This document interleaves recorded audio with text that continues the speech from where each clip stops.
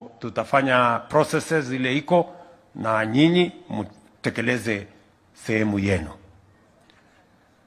Mwisho, kazi zile zingine zote tutashirikiana pamoja na nyinyi.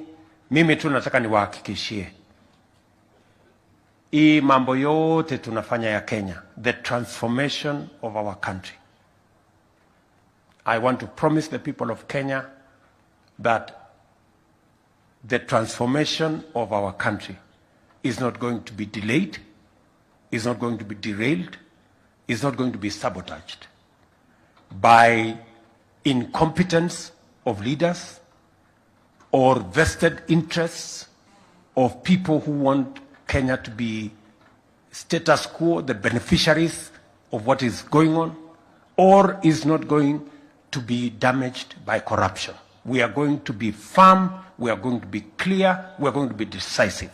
Because for far too long, Kenya has been held hostage by incompetence, vested interests, and corruption. And I want to be very clear that going forward, it doesn't matter.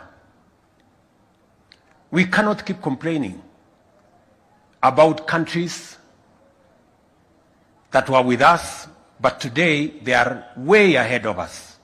We cannot continue talking about Singapore. We cannot continue talking about Malaysia. We cannot continue talking about Korea.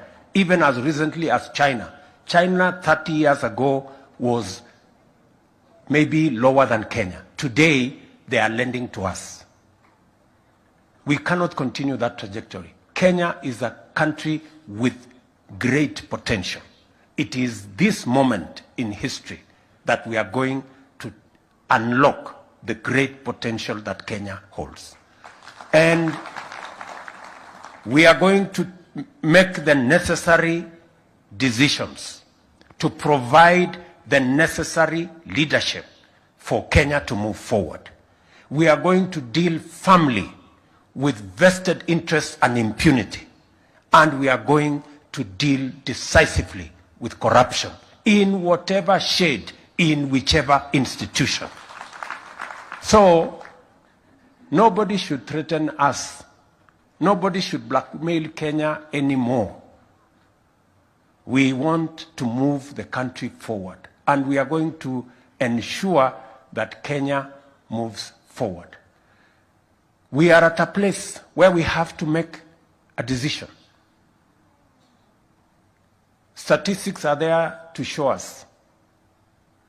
When Kibaki left office, tax as a percentage of GDP was 23%. By 2022, tax as a percentage of GDP was 14%. It had come down from 23% tax as a percentage of GDP to 14% tax as a percentage of GDP. And that is why we sank into debt. Because we do not want to do what other countries did.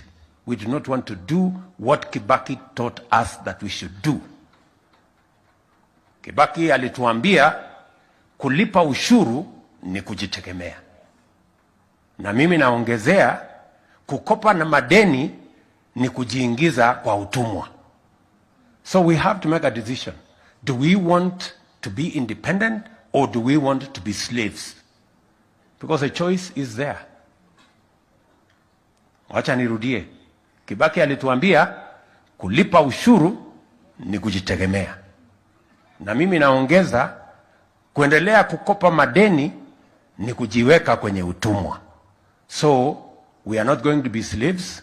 Hatuwezi kujiweka kwenye utumwa, tutalipa ushuru ndio tuweze kujitegemea na kutetea uhuru wetu kama watu wa Kenya. We must tell each other the truth. We cannot continue to take the country in the wrong direction. So mimi nawashukuru sana. Mjue tunawapenda sana. Mambo yale mengine yote